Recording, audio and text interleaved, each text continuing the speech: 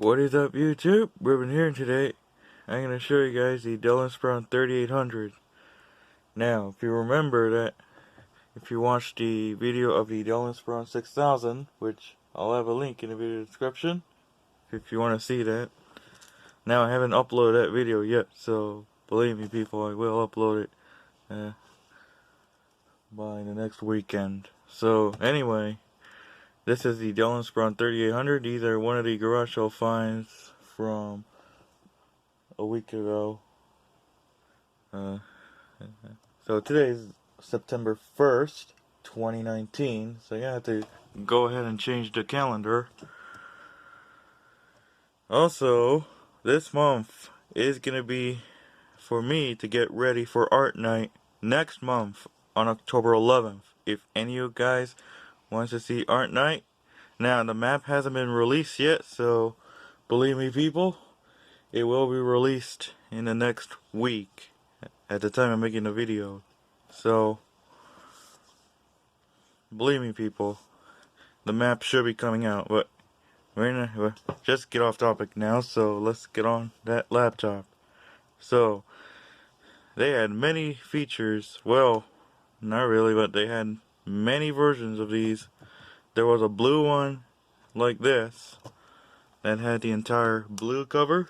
There was also a big screen version of this, and I believe there was a 14-inch version as well. This one's the 11-inch, so it's kind of like a old notebook by then. So let's go ahead and get started. So on the front we got the latch, battery, and the optical drive. Now I have tested that one and works. On the left we only got the speaker. This is the left speaker. And right here, if my camera will focus, there we go. We got the microphone, headphone, and line in jacks, S-video, 56K modem. And this one may be a vent, but you can see, I know it's not going to be able to see, but there's a pipe for the CPU. So yeah, that's definitely that is definitely the CPU vent right there. Right here we got a vent for the fan. Right here we got VGA, parallel, and the docking ports. Now this docking port back then was used on many older Dell Inspirons and even older Dell Latitudes back then, the C series. And right here you got the only one USB 1.1 port, PS2 port, serial, and the 3-prong power jack. And also we have an infrared port. And on the right we got the Kensington lock, the PCM CIA slot with the Ethernet card in there. Of course there's no adapter. Hard drive caddy. There's another Kensington lock, so there's only 2 Kensington locks, so you can actually secure the computer in any which way, or even both ways, so you can make the computer even secure. So that was interesting to see 2 Kensington lock ports, or at least the 2 Kensington lock slots. And right here you got another speaker. On the top we got the Dell logo and the Inspiron designation with the lights that I will show you guys right now. So let's go to the inside. Inside we got the 11.6-inch screen, like you see on all modern 11-inch laptops, but it's standard definition instead of high definition. Right here you got the Inspiron 3800 designation. Power button now won't turn on for the first couple of minutes because the power button is actually broken. Right here we got the indicators, which includes power, hard drive, and battery. The keyboard indicators, keyboard, and yes, this one has a track point. There's no knob, but at least I can get it to work without a knob. And I am not a big fan of these trackpads without knobs. And right here you got the clicky buttons. The left click button doesn't even work, although it does have the trackpad with the clicky buttons instead. and I mostly use the trackpad for videos, or if I get a computer without a trackpad or only has a track point, I can use the track point. And right here you got the stickers for the Intel Celeron and Windows 2000 NT 4.0 and 98 stickers. And right here, let me turn on the light, is going to be your designation for the Dell website, which is kind of interesting.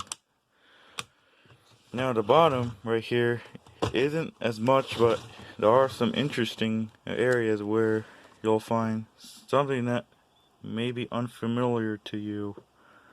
Right here, this is the RAM slot, and now the RAM slot has no screws. You actually have a screwdriver. Yeah, you gotta have a screwdriver, open it, and would you mind, there is no screw. This is a screwless design here, except for the hard drive caddy. Right here you got all the stuff that you all see, and there's the hard drive caddy right there.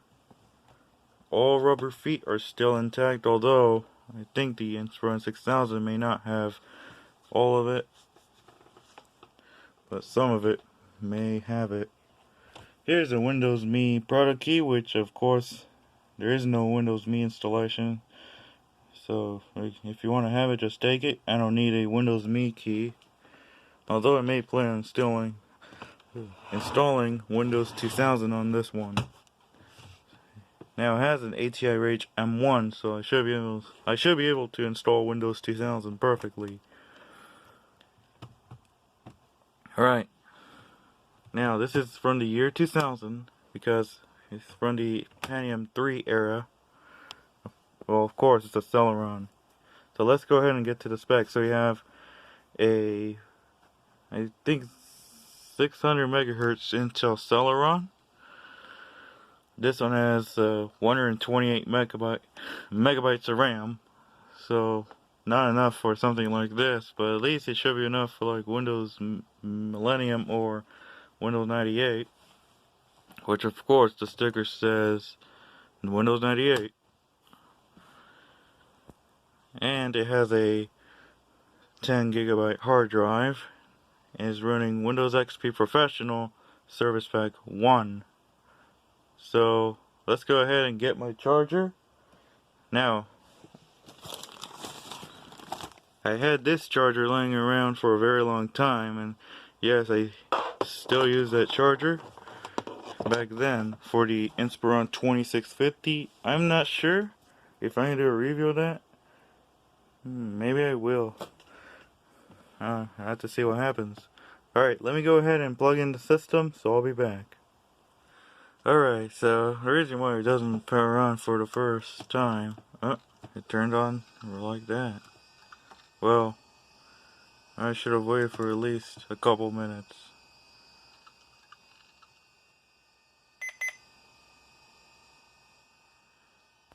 The memory write read failure at 0400. Okay, there's a lot of zeros.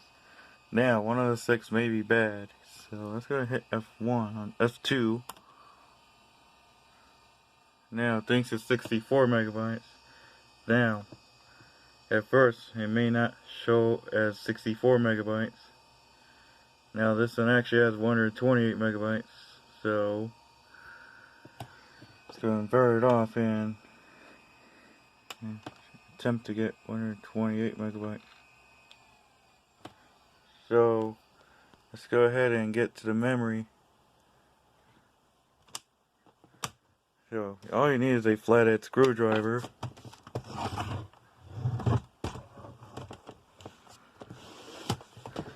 Eventually we may upgrade that to 256 or even 384 megabytes.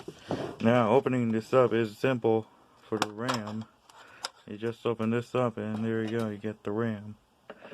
Now, when I first got this, the memory read and writes failed, so it bumped down to 64 megabytes. So, what I'm going to do is, what I probably do in most cases is try to reseat the RAM, and that's how I'm going to get up to 128 megabytes. So what I'm going to do is I'm going to reseat the RAM, so I'll be back. Alright, so I reseated the memory. Now, that error shows up that one of the sticks may not be working. Well, let's give it a go. Again, the power may be broken. I'm gonna hit F2.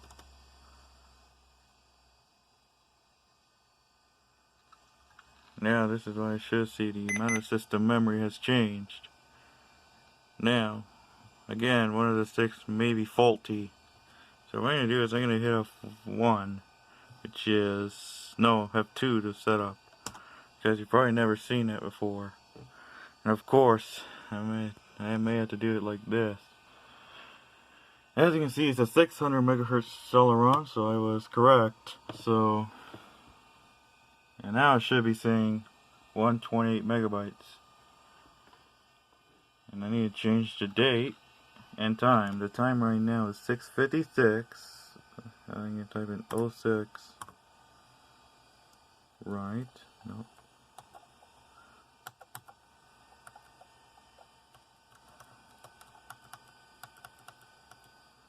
Oh 06. 57. 05. And this is September 1st.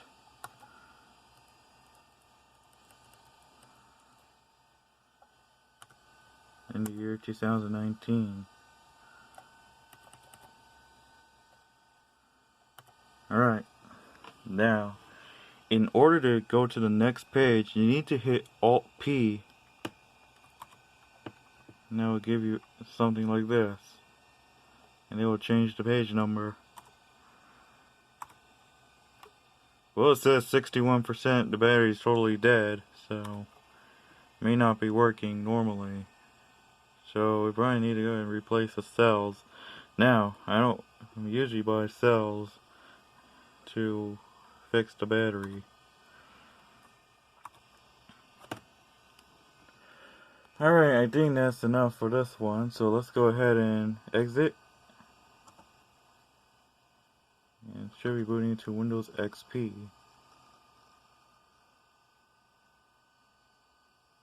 There you go, Windows XP Professional, Service Pack 1.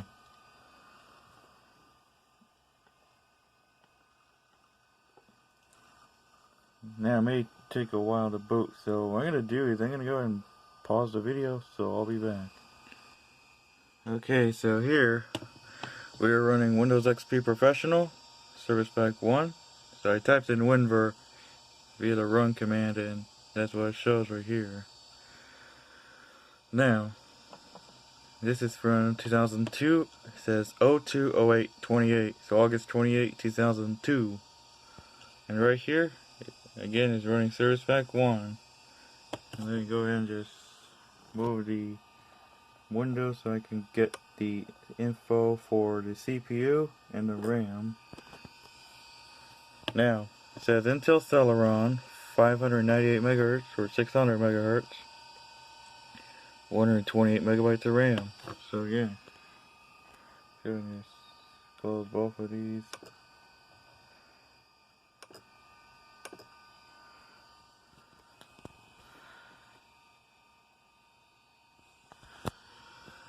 So, let's go to the C drive. And as you can see, it is a 10 gigabyte hard drive, 9.22 gigabytes, with only 4.55 gigabytes left on the hard drive.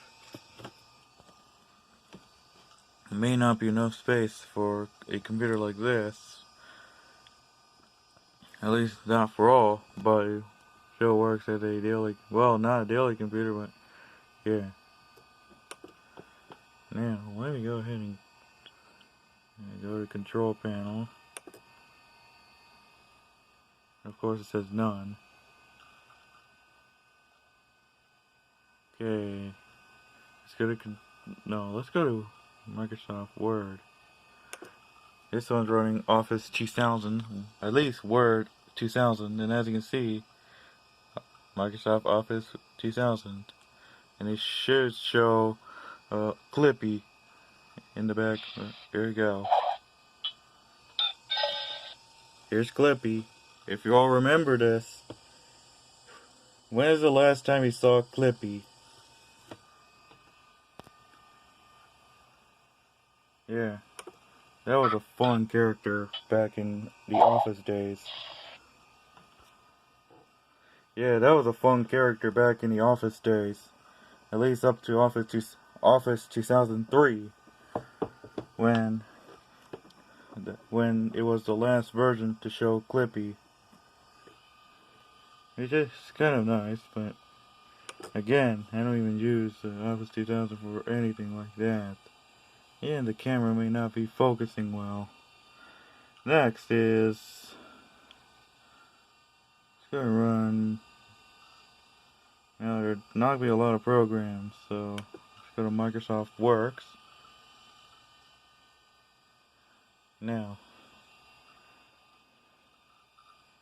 this is Microsoft Works. Now, if you want to do some Word document for Microsoft Works, now, just click on Home and there should be programs. So I'm gonna click on that. And right here, I'm gonna run,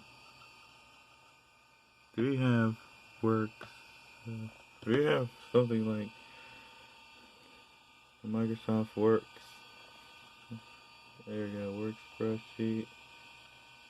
Okay. Never used. Let's see what we are running.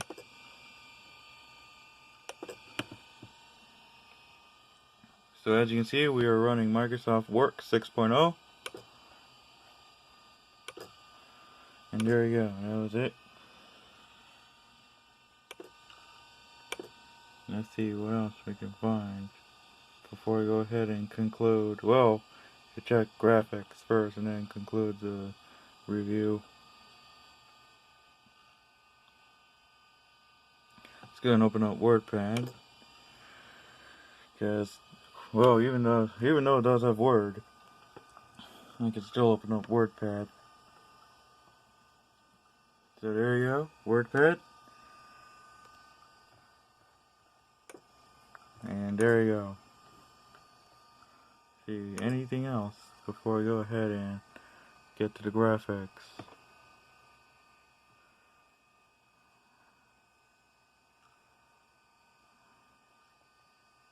Does have QuickTime.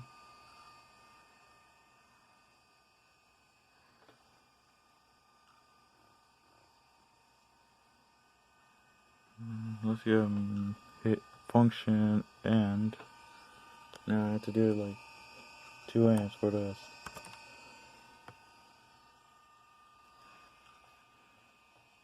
Right. That's not it. Okay then. Maybe I can do that from the taskbar. In case. Let's go to QuickTime.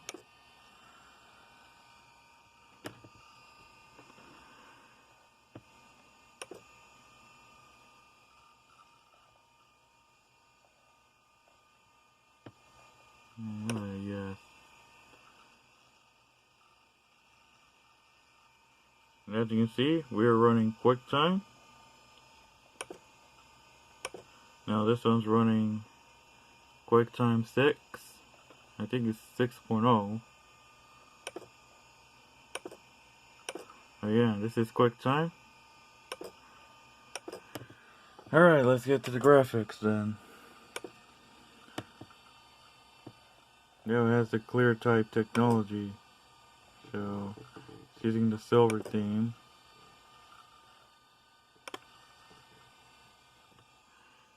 And as you can see, it is an ATI Rage Mobility. It's an M1, like I said. Yeah, it is a ATI Rage M1. It is 8 megabytes of graphics. So yeah, not much to say because of course I am running Windows XP. Alright, let's get to the conclusion. So in conclusion, is it worth it? Yeah, probably not for this computer. Now, since it is 2019, there is nothing to work on for pretty much anything that you may expect, especially on a fall 2019 season. And yes, it is getting close to the fall season. I need to change my calendar after I end the video. So, this computer may not be as great, to be honest, but it is interesting because it's the blue color, or somewhat indigo, or whatever. And also, this computer has equipped with PC 100 RAM, so it has a 100 megahertz clock speed on the RAM. It uses a PA6 adapter, and yeah. And the hard drive is actually a loud one. It's a vintage hard drive. It's from the year 2000 or something. Yeah. Just to give memories of the old hard drive back in the year 2000.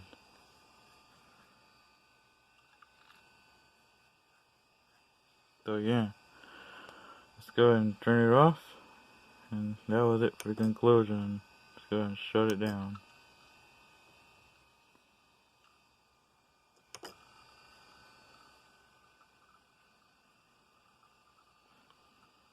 And they have very loud speakers too.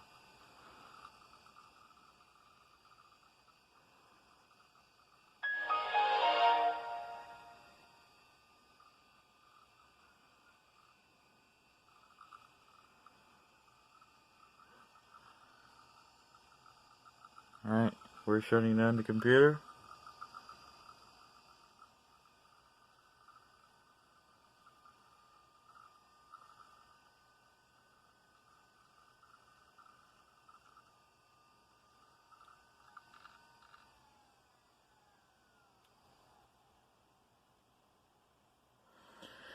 And that is it. So thank you guys for watching. Please be sure to hit the subscribe button and also hit the bell icon when I upload new videos. Also follow me on Twitter at RibbonApodicio17 or Instagram at RibbonTheTransitFan. So that was the review of the Dell Inspiron 3800. So there you go, Inspiron 3800. So there you go, people. That is the end of the review. So I'll see you next time.